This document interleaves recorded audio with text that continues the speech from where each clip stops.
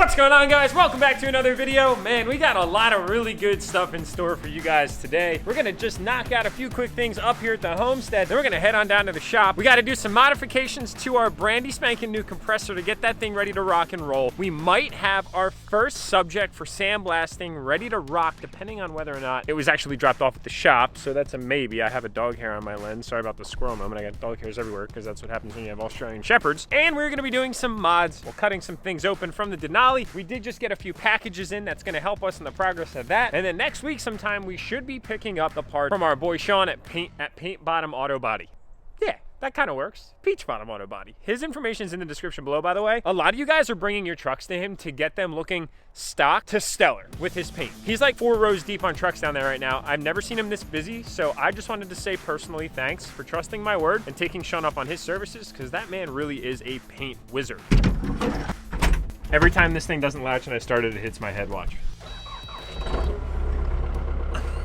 See, if you're not ready for it, it'll f you up. Dude, they're sick, aren't they? I can't see anything now. Well, you're not supposed to stare into the light, Jake. I looked right into the light. Now, dudes, real quick, I just gotta let y'all know that we're in the last week of Dream Diesel giveaway number 14. So this truck, 15K, might have your name assigned to it right after the Christmas holiday. 10 times entries are back. So, Procrastination Nation, your clock's a ticking. I'd also like to introduce I'd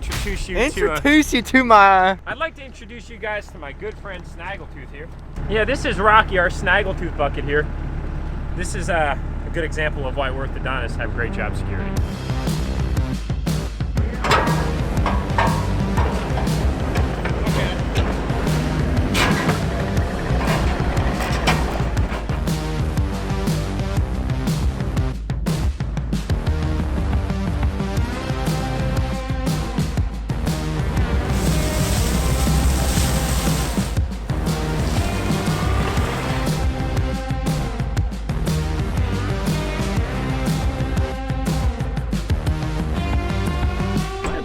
Parking spot and yours. Sign right there that says Employee of the Month. Sure, Jake. Thanks. So yeah, we had a little bit of extra. I think this is like a combination of like 1A and 2A modified.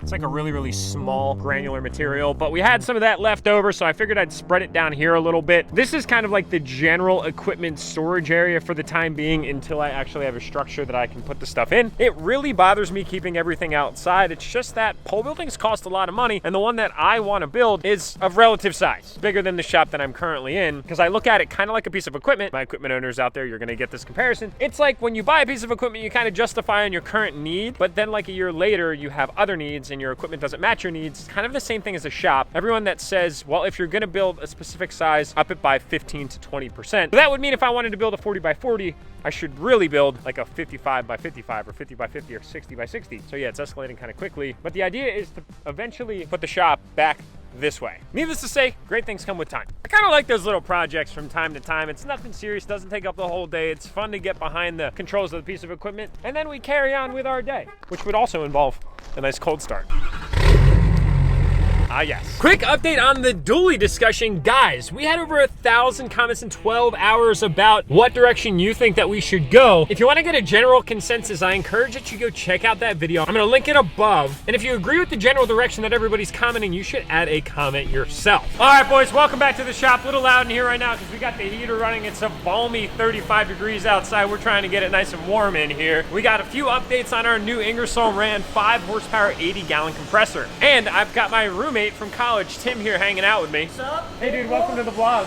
Hey. So we've got some fittings here that we're gonna be outfitting to our compressor. We basically have to get a male fitting coming out of the, oh, all right, cool, we did empty it. I was like really hesitant to open that thing because like it is freaking loud. So we're gonna put a desiccant filter, I'm saying that right? It takes moisture and contaminant out of the air. It's a filter that's gonna make sure that our air is as pure as it can be coming out of whatever attachment is on the end of that reel. So it goes in one of these, and then it goes into the bottom of all this stuff. It comes up through it, taking all the moisture.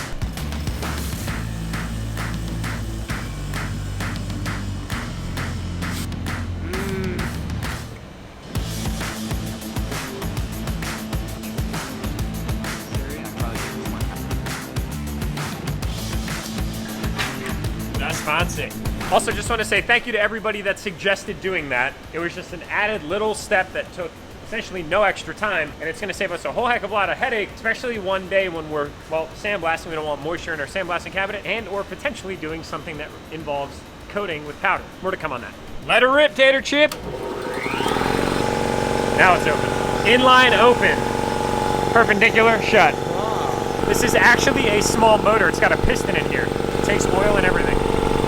Starting to sound a little bit like a real shop in these parts, boys. It's pretty cool, man. The evolution of the shop is fascinating to experience. In my opinion, especially with something like this, starting from the very beginning is expensive. To start where you can afford. That compressor was, I don't know, I think it was like 200 bucks versus 1,000, and we really didn't have all that much of a need for it at the time. That's why I bought small. But now we're scaling a little bit, and we have an increased need, but we can justify those bigger expenses. Sometimes it's easier to start smaller and then grow into something versus go large and potentially put yourself in a little bit of a hole. So a good friend of mine actually dropped off a sway bar, and this sway bar is from a very special truck. That sway bar right there is off of Drew Smith's LBZ DURTYMAX, my OGs. This is a reminder to Dream Diesel giveaway #1. That truck's actually getting some work done to it right now. It's getting a full kryptonite front end, and it's getting a little bit of powder coat. So we offered to sandblast it for him as kind of a small commemoration and cool memory for our first ever piece that we actually blasted for use in our new blast cabinet.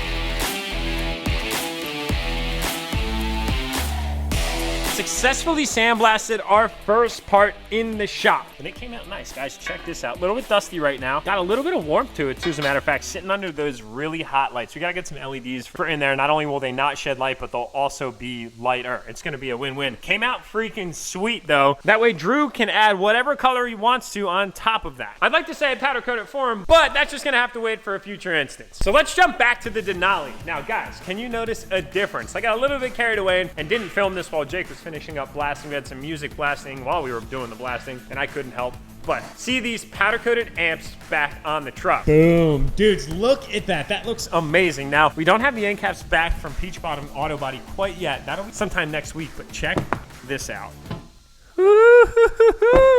Damn, those are slick, dude. So we got these things back from Martin's. They did a fantastic job. What they were able to do is basically clean these off and keep the texturized powder coat that was up underneath. It was really high quality powder coat from Amp Research. And then they basically just powder coated them white. As simple as it is, this is a gloss white. It matches up to the truck really, really well. You can see that there's not much of a difference. It's tough to match powder coat to actual paint, but we wanted to get it as close as we could. We went with a high quality powder coat on here by Prismatic, and they turned out so sick. I love the fact that it's kind of like a ghosted step now on the side of the truck, and they'll kind of surprise you when they pop out. So we're gonna throw this one on real quick.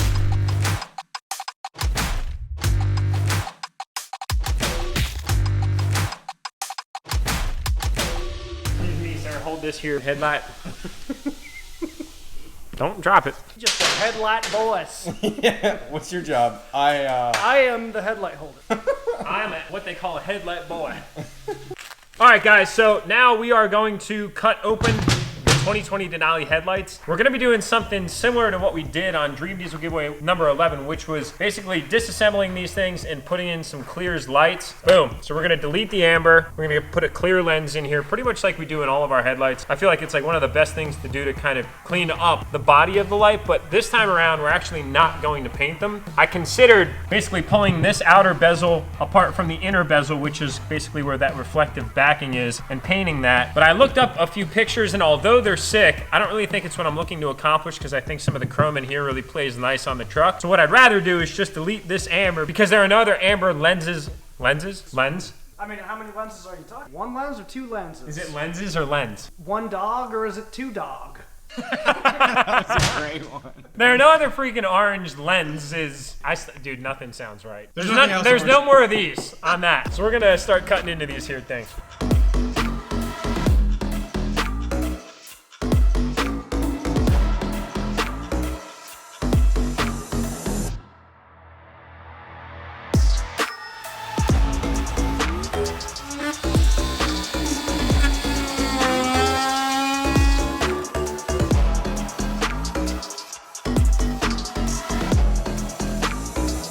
check this out, guys. This is pretty cool.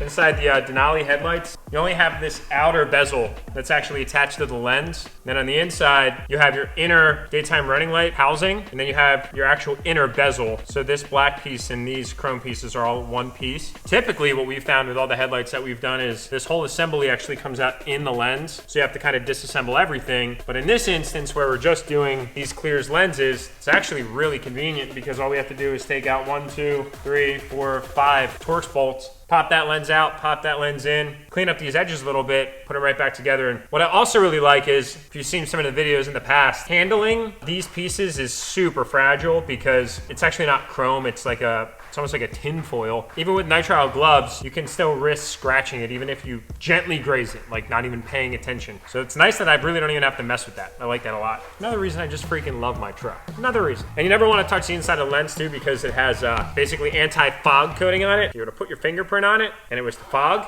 let me just show your fingerprint chilling right in there. All right, let's get back to it.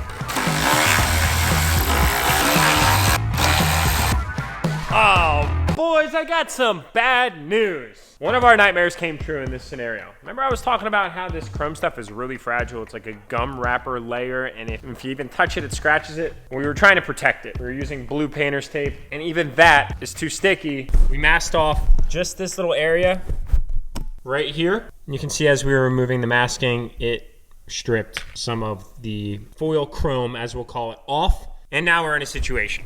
But there's a workaround, and that's paint. So we're actually going to have part of this HD bezel painted. We're gonna paint this area around, and we're gonna mask off this HD badge and leave that chrome. There's a specific low adhesive. It's a gentle removal type of automotive painter's tape that we don't have that we should have used for this application. That should have been fine, all things considered, in this scenario. But hey, you live and you learn, and unfortunately in this instance, we can do something about that. And if anything, I think it's gonna look pretty sick if that's blacked out, because if we come over to these headlights right here, there's already black from the factory in this bezel, as you guys can see. So I think that it would actually tie out really, really nicely. So we'll say that it kind of happened for a reason. Yeah, it was intentional. We planned it. It was part of the plan all along. Yeah. But here's a quick update on the removal of the amber lenses so we can put back in our clears. Now, unfortunately, we're not gonna be able to finish this process today because these have to go to paint, and we'll need these to get everything back in. But it requires some, I'm gonna just say cutting. Yeah, you guys can see that there is definitely a lot of involvement in actually cutting out what are all of the plastic welds that hold the amber lens in between these two pieces of plastic. So you have to remove this piece of plastic to get to this amber lens, which is sandwiched between the two, just like that. Yeah, not a very fun process by any means, and something you're definitely not going to want to rush if you attempt to go to this level. I'd say this is, on a scale of 1 to 10 of difficulty, a solid 9. What's a 10? A 10 is if you cut one in half.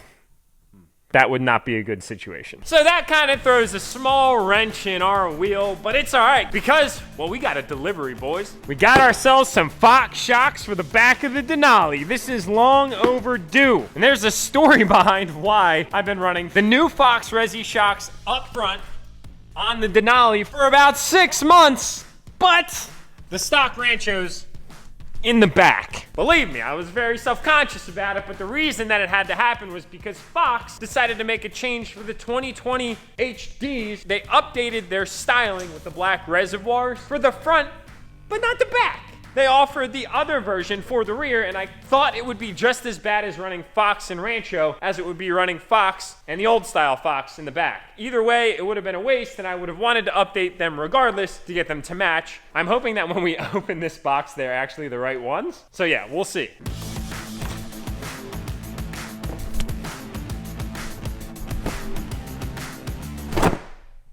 Oh, thank goodness.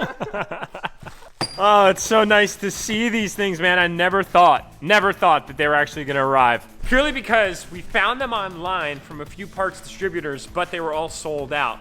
But our boys over at DURTYMAX store delivered. I've been in cahoots with them for a while on Instagram. We constantly keep an open line. And basically we got in touch and they confirmed that they had some in stock. No joke, ordered these, and then within a day they had arrived. We gotta get them on. This is long overdue.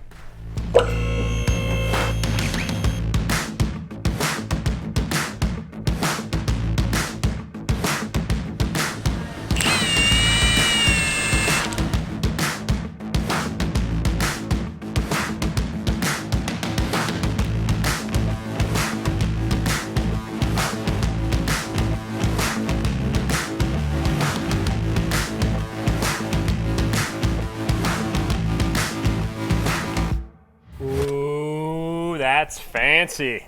Looking proper finally, guys. I really like the new design of these Fox shocks. I just don't like how long it took for me to get a set. Kind of like the black reservoirs. It's a nice little change versus the exact same match that they had before. Black and the silver really kind of works well together in my opinion.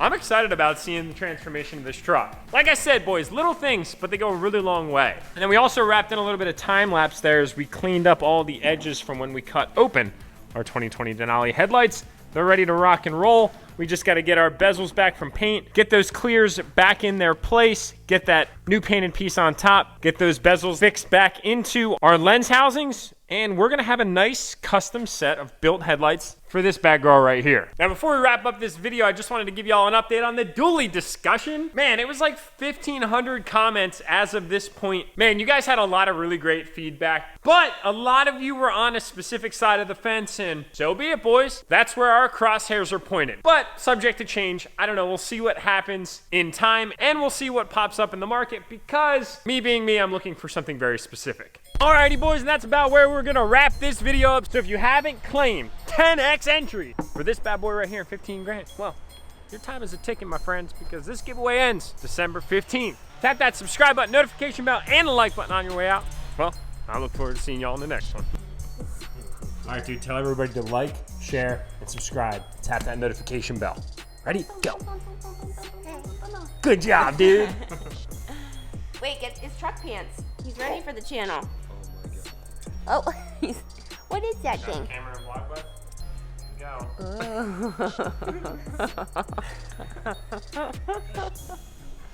Oh my gosh. Get it, Mr. Baby.